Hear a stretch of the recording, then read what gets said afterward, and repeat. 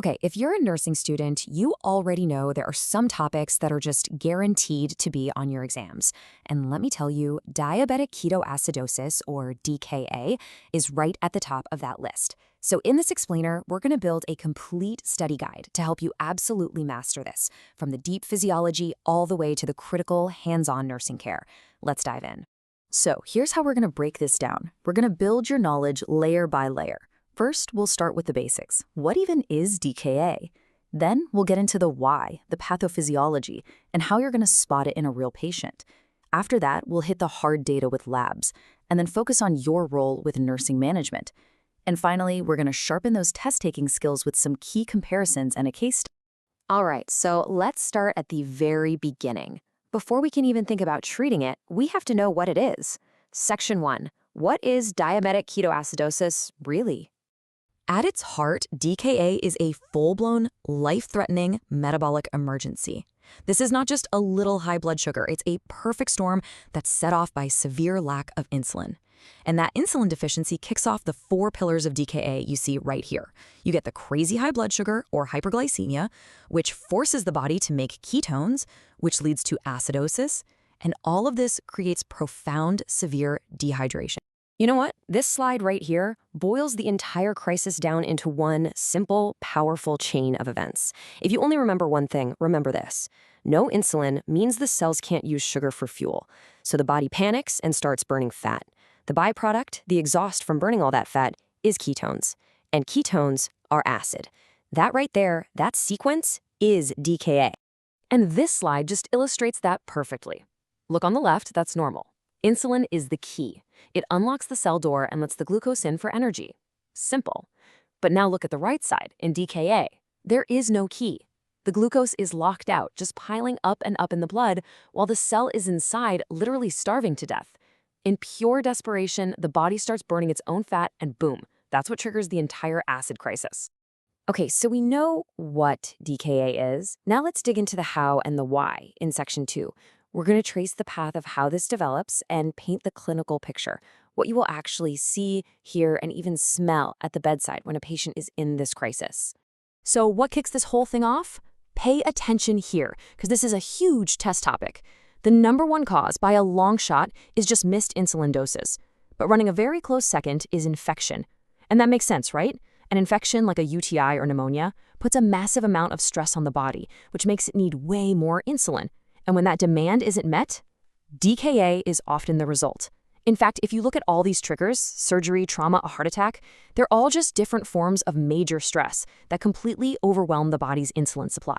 This slide shows you the domino effect perfectly. It all starts with no insulin. From there, glucose in the blood just skyrockets. The kidneys see all this sugar and they try to dump it out. But to do that, they have to pull tons of water with it. That's your osmotic diuresis, which leads to horrible dehydration. At the same time, the starving cells start that fat breakdown we talked about, churning out ketones.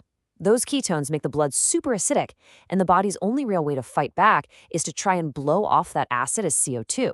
And it does that with these really deep, fast breaths that we call Kussmaul respiration. And this, right here, this is what that crisis looks like when you walk into the room. These are pure exam gold. You've got the high sugar and the ketones, of course, but you'll also see the body trying to compensate, those deep, rapid Kussmaul respirations. You might even smell the problem, a distinct, fruity, almost nail polish remover smell on their breath. That's the acetone from the ketones. And do not get fooled by the nausea and abdominal pain. It's caused by the acidosis, and it can be so severe that it looks just like a surgical emergency. Okay, so your nursing assessment is screaming DKA. All the signs are there. But now you need the lab values to prove it. So that brings us to section 3, how we confirm our suspicions with the hard data. These are the numbers you just have to burn into your brain. DKA means a blood glucose over 250. But honestly, the real smoking gun is the acidosis. Look at that arterial pH, anything less than 7.30. And the serum bicarb, which is the body's natural buffer against acid, is getting used up, so it's low, less than 18. If you've got those numbers plus positive ketones, you have officially diagnosed DKA. Now, beyond those main criteria, you're going to see some other classic lab patterns. All that sugar in the blood pulls water into the vessels, which dilutes the sodium and makes it look low. Your BUN and creatinine, They're going to be high. That's a clear sign of that terrible dehydration. But the one that's the trickiest, the one that can really get you into trouble, is potassium. The initial lab report will probably show that it's high, but let me tell you, that number is a dangerous, dangerous illusion. And here it is. This is a massive NCLEX trap. The acid in the blood literally forces potassium to move out of the cells and into the bloodstream. So the lab value for serum potassium looks high or maybe normal. But in reality, because of all that peeing, the patient has lost a ton of potassium. Their total body supply is actually in the tank. This is so important to understand for treatment to be safe. So we've got the diagnosis, we see the potassium trap. Now for the most important part. How do we fix this mess? Let's jump into Section 4, Priority Nursing Management, and see how we take a patient from metabolic chaos all the way back to control. Okay, the order of these steps is everything. It is non-negotiable, and it is absolutely life-saving. You must rehydrate the patient first. We're talking IV fluids, usually 0.9% normal saline. This brings their blood pressure up, it gets blood flow back to the kidneys, and it even starts to lower the blood sugar a bit just by dilution. Only after the fluids are running do you start the IV insulin drip. Insulin fixes the root problem, but it's dangerous without fixing the dehydration first. Then you'll be replacing potassium. And this right here is a critical safety rule you can never, ever forget. Remember how we said their total body potassium is actually low? Well, insulin's job is to push potassium back into the cells. So if you give insulin when their serum potassium is already low, you will drive it down to a level that can cause a fatal cardiac arrhythmia. You have to get that potassium level up before you even think about starting the insulin, if it's below 3.3. And remember, this is an active process. You're not just hanging bags and walking away. This patient needs to be on a cardiac monitor so you can watch for any heart rhythm changes from those potassium shifts. You're doing blood glucose checks every hour to adjust that insulin drip. You're tracking every drop of intake and output to make sure you're rehydrating them, not drowning them. And you're doing frequent neuro checks because these rapid fluid and sugar shifts can cause the brain to swell, a deadly complication called cerebral edema. And here's another classic NCLEX trap that catches people. Once the blood sugar looks good, you can't just shut off the IV insulin. IV insulin has a super short half-life. It's gone from the body in minutes. If you stop that drip without first giving a shot of long-acting subcutaneous insulin, the patient's body will immediately run out of insulin and they will slide right back into DKA. You absolutely must overlap them for an hour or two to ensure a smooth, safe transition.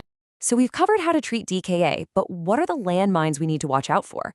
And how is DKA different from that other hyperglycemic crisis we hear about? That's what we'll tackle in Section 5, and this is packed with high-yield info for your exams. You know, what's wild is that many of the most dangerous complications are actually caused by our treatment if we're not careful. If we drop the blood sugar too fast, we cause hypoglycemia. If we don't replace potassium fast enough, we cause life-threatening hypokalemia. And if we give too much fluid too quickly, especially in kids, we risk that deadly cerebral edema. It is a constant, delicate balancing act. Now, this comparison right here is incredibly high yield. HHS, or hyperosmolar hyperglycemic state, is basically DK's cousin. It usually happens in people with type 2 diabetes.